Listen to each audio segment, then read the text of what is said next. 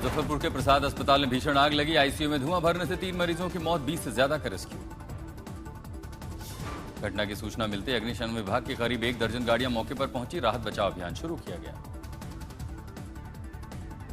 Fire brigade की team ने ICU और अन्य वार्डों में फंसे मरीजों को बाहर निकालकर सुरक्षित स्थानों पर पहुंचाया।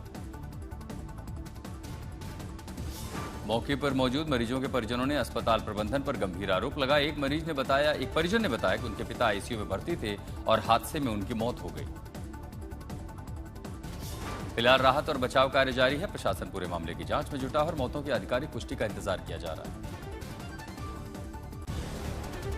दिल्ली के मालवीय नगर के फ्लोरिश स्टे होटल में हुए भीषण अग्निकांड के बाद एक्शन मोड में है अब दिल्ली सरकार। आज आरोपी होटल मालिक की साकेत कोर्ट में भी पेशी होनी है। मामले की गंभीरता को देखते हुए ज्वाइंट कमेटी का गठन किया गया है। इस कमेटी में डीएम, एमसीडी, दिल्ली पुलिस और पावर डिपार्टमेंट के अधिकारी शामिल होंगे। ये विशेष टीम आज से पूरे दिल्ली में अवैध संपत्तियों का इंस्पेक्शन शुरू करेगी। मालवीय नगर में ऐसी 18 संपत्तियों की पहचान की जा चुकी है। बहुत जल्दी सीलिंग की कार्यवाही संभव है। इन पर नियमों के उल्लंघन, अवैध निर्माण, फायर सेफ्टी मानकों की अनदेखी के आरोप हैं। जल्द ही सख्त कार्रवाई हो सकती है। दिल्ली के मालवीय नगर में भीषण अग्निकांड में अब तक 21 लोगों की मौत हुई है। कई विदेशी नागरिकों की जान गई है। मौत का आंकड़ा बढ़ सकता है। मालवीय नगर अग्निकांड में मरने वालों में 12 विदेशी नागरिक भी शामिल हैं। अस्पताल में कई घायलों की हालत बेहद नाजुक बताई जा रही है। हादसे पर दिल्ली के उपराज्यपाल ने बड़ी बैठक भी बुलाई। अग्निकांड मजिस्ट्रेट की जांच के बाद आदेश दिए। सभी सुरक्षा मानकों की भी जांच होगी। दिल्ली अग्निकांड में होटल के फरार मालिक लवकेश बजाज को गिरफ्तार कर लिया गया है। पुलिस ने लुकआउट सर्कुलर नोटिस जारी किया था। आज तक से दिल्ली के डिप्टी फायर चीफ ए के मलिक ने बात करते हुए कहा कि इलाके में किसी भी होटल को नो ऑब्जेक्शन सर्टिफिकेट नहीं मिला है। दिल्ली पुलिस ने गैर इरादतन हत्या का मामला दर्ज किया है। उपराज्यपाल ने सभी होटलों और नर्सिंग होम में अग्नि सुरक्षा नियमों के पालन की जांच का अभियान चलाने का निर्देश दिया है। दिल्ली अग्निकांड के एक्शन में दिल्ली सरकार भी अब एक्शन में दिखाई दे रही है। ज्वाइंट कमेटी बनाई गई है। आज कई इलाकों में सीलिंग की कार्रवाई भी की जा सकती है। दिल्ली के मेयर प्रवेश वाही ने नगर निगम को आदेश दिए हैं कि 3 दिन में जांच रिपोर्ट सौंपी जाए और मामले की पूरी जांच की जाए। अग्निकांड पर प्रधानमंत्री मोदी और गृहमंत्री अमित शाह ने भी संवेदना जताई। प्रधानमंत्री राहत कोष से मृतक के परिवारों को 2 लाख रुपए का मुआवजा दिया जाएगा। अग्निकांड पर दिल्ली के मैक्स अस्पताल साकेत ने बयान दिया कि हमारे यहां 18 लोग मृत अवस्था में लाए गए थे। 8 घायल अभी भी वेंटिलेटर पर हैं। दिल्ली अग्निकांड पर सीएम योगी ने संवेदना जताई। अखिलेश यादव बीजेपी सरकार के नियम कानून कामकाज पर सवाल उठाए। घटना को लेकर के आम आदमी पार्टी के दिल्ली प्रदेश अध्यक्ष सौरभ भारद्वाज ने सरकार से जिम्मेदार लोगों के खिलाफ सख्त कार्रवाई की मांग की है। रेखा सरकार में पिछली घटनाओं का भी जिक्र किया। दिल्ली अग्निकांड में गुरुग्राम के एक ही परिवार के 8 लोगों की दर्दनाक मौत हो गई। सभी अस्पतालों पर भर्ती परिजन अपने मिलने आए थे।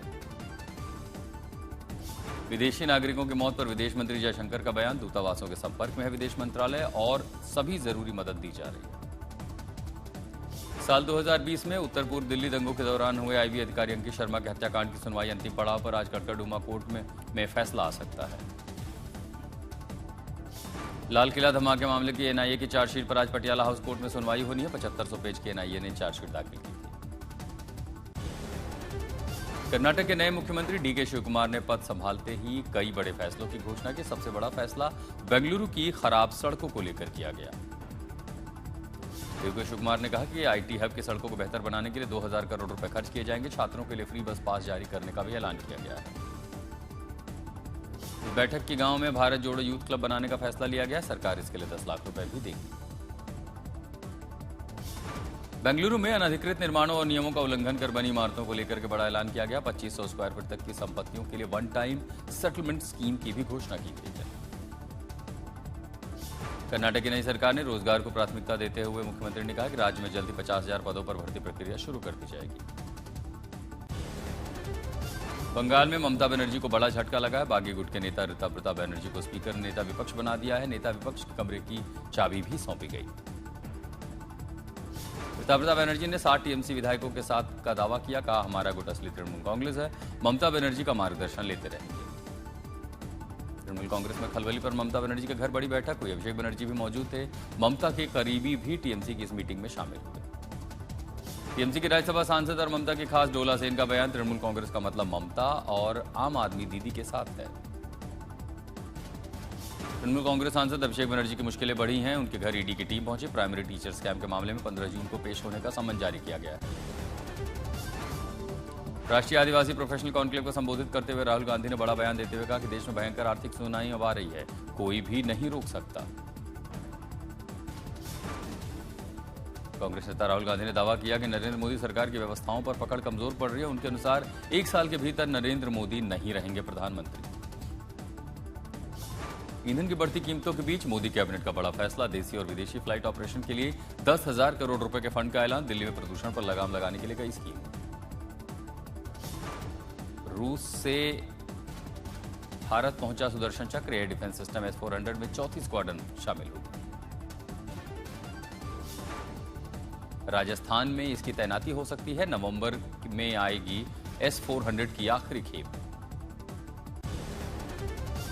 बिहार सरकार की बड़ी पहल, सीएम ने सभी 38 जिलों में 11 मेगा पार्क और फूड पार्क बनाने के निर्देश दिए। मध्य प्रदेश के मुख्यमंत्री मोहन यादव के काफिले में ईवी कार शामिल की गई। पीएम के ईंधन बचाओ अभियान के तहत ये पहल हुई। नोएडा के साथ उत्तर प्रदेश के 18 बड़े शहरों में अब ई बसें चलेंगी। 1725 नई ई बसों का किया जाएगा संचालन। जेवर एयरपोर्ट तक आसान हो जाएगा सफर।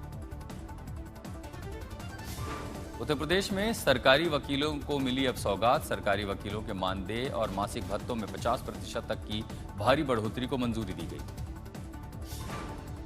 उत्तर प्रदेश में अक्टूबर से एनसीआर जिलों में प्रदूषण नियंत्रण प्रमाण पत्र अनिवार्य हो गया। जल्द ही नो पीयूसीसी नो फ्यूल व्यवस्था लागू करेगी सरकार। पत्नी की बेरहमी से पिटाई पर पति की मौत हो गई। छतरपुर में घरेलू विवाद ने खौफनाक मोड़ लिया। पुलिस मामले की जांच में जुटी। पुणे में 700 से अधिक कर्मचारियों की नौकरी पर संकट है। सॉफ्टवेयर इंजीनियर और फ्रेशर समेत बड़ी संख्या में कर्मचारियों पर इसका असर होगा। सूरत में साइबर ठगी का आरोपी गिरफ्तार किया गया। ऑनलाइन फ्रॉड के मामले में पुलिस को बड़ी सफलता मिली। पूछताछ जारी है। श्रेयस अय्यर को अब T20 टीम का कप्तान बनाया जा सकता है। विदेशी धरती पर आयरलैंड और इंग्लैंड के खिलाफ होनी है सीरीज। सूर्य कुमार यादव को लेकर के जल्द होगा फैसला। हेड कोच गौतम गंभीर के साथ टीम मैनेजमेंट सलाह करेगी। 6 जून से अफगानिस्तान के खिलाफ भारत का इकलौता टेस्ट न्यू चंडीगढ़ में होगा। मुकाबला 13 जून से वनडे सीरीज की शुरुआत होनी है। फ्रेंच ओपन के सेमीफाइनल में पहुंचे जर्मनी के ज्वेरेव फाइनल में पहुंचने के लिए चेक गणराज्य के जाकोब बेंसिक से होगा मुकाबला। फ्रेंच ओपन के महिला वर्ग में बड़ा उलटफेर हुआ है। 25वीं वरीयता प्राप्त श्राइडर ने नंबर 1 रैंक सबालेंका को क्वार्टर फाइनल में हरा दिया। बीसीसीआई ने जारी किया अक्टूबर-नवंबर में होने वाले टीम इंडिया के न्यूजीलैंड दौरे का शेड्यूल। इस दौरे पर 5 T20, 5 वनडे, 2 टेस्ट मैच खेलेगा भारत। 22 अक्टूबर से होगी T20 सीरीज की शुरुआत, जबकि टेस्ट सीरीज के साथ होगा दौरे का समापन। भारत के 20 साल के ग्रैंड मास्टर प्रज्ञानंदा रमेश बाबू का कमाल। नॉर्वे चेस के 8वें राउंड में दुनिया के नंबर 1 खिलाड़ी मैग्नस कार्लसन को दी मात। कतर के तहसीर मोहम्मद जमशेद ने इतिहास रच दिया। फुटबॉल वर्ल्ड कप टीम में जगह बनाने वाले भारतीय मूल के पहले खिलाड़ी बने जमशेद। 20 साल के याकूब बेंसिक पहली बार फ्रेंच ओपन सेमीफाइनल में पहुंचे। चेक रिपब्लिक के 20 साल के खिलाड़ी ने पहली बार किसी ग्रैंड स्लैम के सेमीफाइनल में अपनी जगह बनाई। फिल्म डॉन 3 विवाद में अभिनेता रणवीर सिंह को राहत मिली है। माम सेलिब्रिटीज के विरोध के बाद फाइस ने फैसला यूटर्न ले लिया है। रणवीर सिंह से अब पाबंदी हटा दी गई है। मणिपुरी फिल्म बूम ने दुनिया में रोशन किया देश का नाम। न्यूयॉर्क फिल्म महोत्सव में जीते 3 पुरस्कार।